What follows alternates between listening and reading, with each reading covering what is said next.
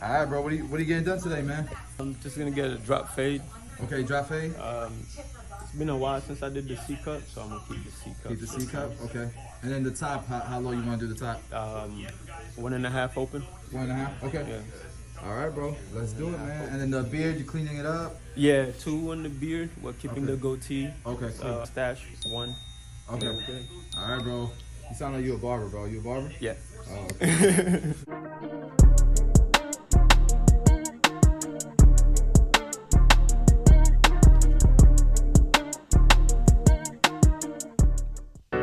YouTube, what's going on, guys? Thank you guys for checking out another one of my videos.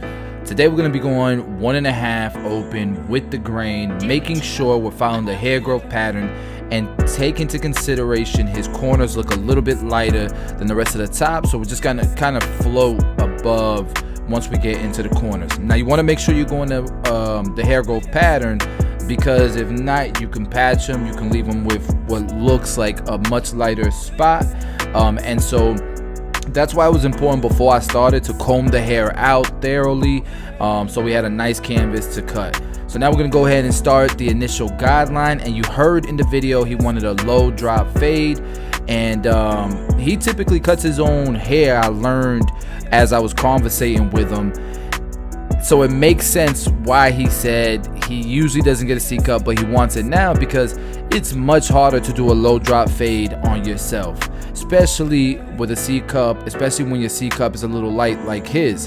So I'm debulking with this 2 guard.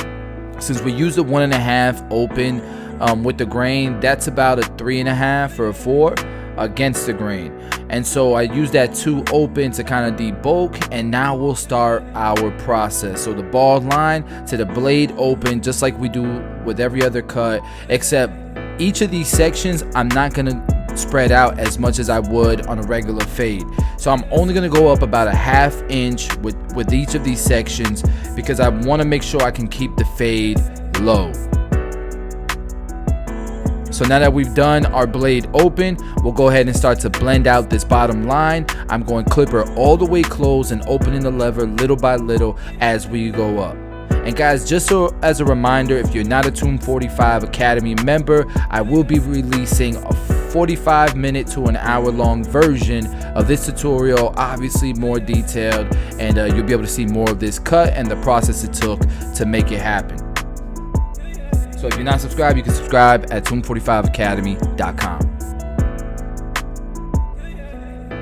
Also, link will be in the description below.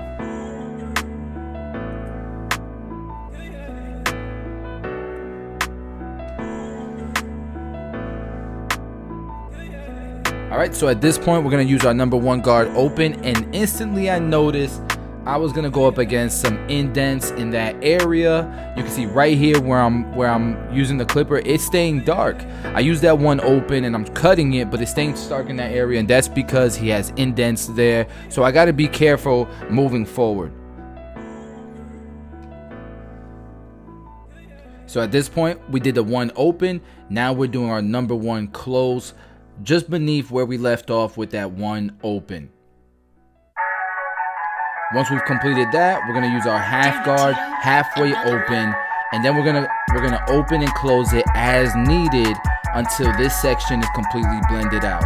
Now, if you're all the way closed and it's still not blending out, that's all right. Just drop down to that blade open, and you'll be able to clean up that area. But you got to be very, very careful, especially as you get to the back here, where that indentation is. Keeping this section as compressed as possible is going to be vital to the finished results.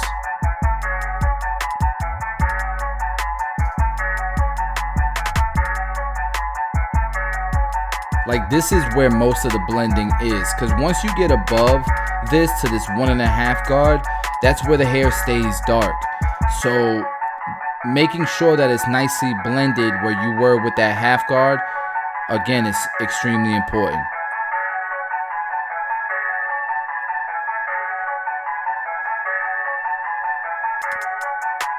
Okay, now if it doesn't look completely blended as you're using that 1.5 guard close, that's fine. Once we get through with this 1.5 guard close, we're gonna go with our 1 guard again and start fading down and just spreading it a little bit more. As long as you don't go above this 1.5 guard that we just got done using, your fade is gonna stay low. Now the trick here is to spread this low fade out as much as possible now without going above where you left off with that 1.5 guard. So we'll be using a lot of corners and going down, just redoing the process from top to bottom. So we just left off with that 1 open, 1 close. Now we're using the half guard. Then we'll do the blade open, and we're especially gonna focus in on dark areas. All right, so now blade open.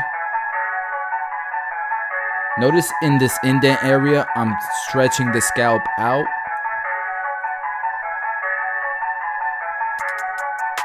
And now that, especially in the indent area, it's looking very nicely blended. And it's flowing nicely into the sides and into the back. That's what we want. Okay, so now I jumped up to that 2 guard. 1.5 guard, and now we can start blending in the beard. And we're doing the same process from top to bottom. So 1.5 guard, 1 guard, half guard, blade, no guard, and then close it little by little until it's blended. To me, this fade already is a great foundation, but we're really gonna be able to see it come to life once we line it up. So we're gonna repeat the same steps, the same process on this right side of his head. And of course, it's never gonna look identical because everybody's head, hair growth pattern, it all changes around the head. It's never consistent. It's very rare you have a perfect canvas. And so he's not unique in that way. So we'll start to blend, we'll start to follow the exact same system, and that's gonna be the best way that we can stay consistent.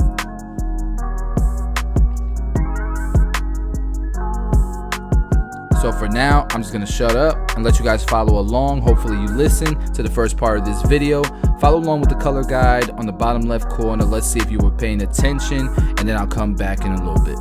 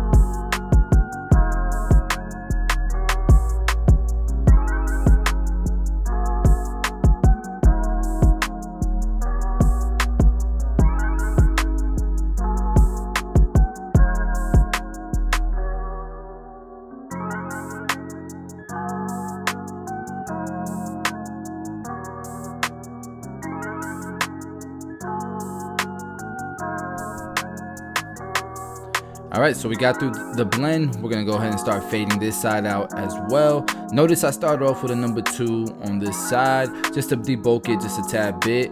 And when I got to my half guard, which was the same step that I was going to use on the beard, I noticed a spot on the fade that I wanted to touch up. Since I already had the guard on, I went ahead and started there, and then we continued to blend the beard out.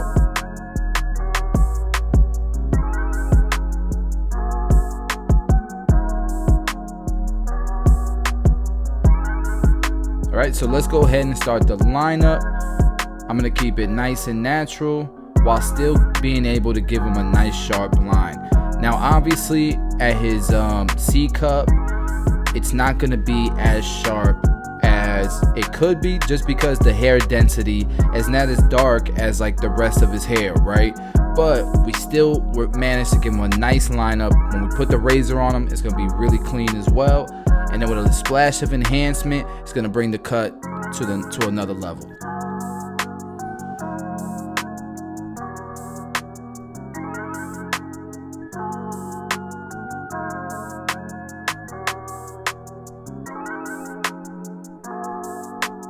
Alright, we're keeping the beard line right beneath the jawline. We're going to go ahead and chisel the beard out. I lowered the mustache area to a 1 against the grain. That way it stayed dark, but it wasn't like overgrowing over his lips.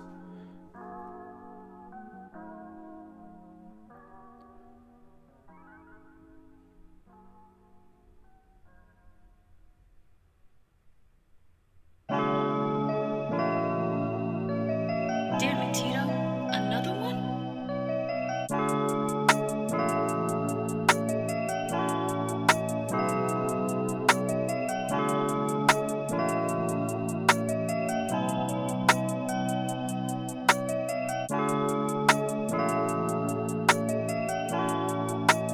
Alright, so now let's go ahead and use that no drip. I'm using black brown on my client with the 245 Beam Team compressor. If you have a Beam Team compressor that you ordered that's on back order, it is shipping tomorrow. So today is the 16th of May. It is shipping tomorrow. We got a whole bunch that we're shipping. So super excited for you guys to get your product. And I hope you guys enjoy it. Thank you so much for the support if you have one on back order that you ordered.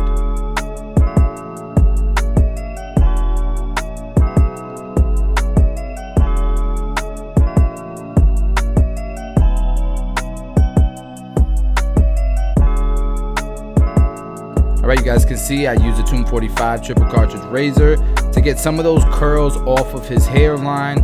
And now we're going to make sure that that C cup and that beard line is extra crispy.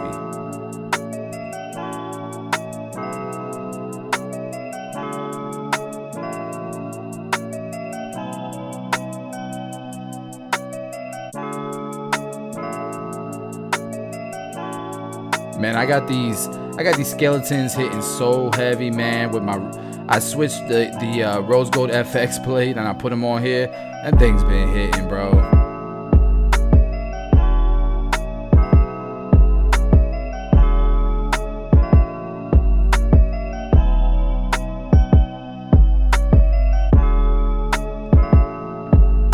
And guys, like with my techniques, man, I use the same fading techniques, the same steps on every texture of hair. I started out with tight curly hair in barber school, and the past couple years I've been really focusing on straight hair because it's where I struggled the most. I just wanted to be a diverse barber, versatile, and be able to teach you guys or help you guys with every texture of hair.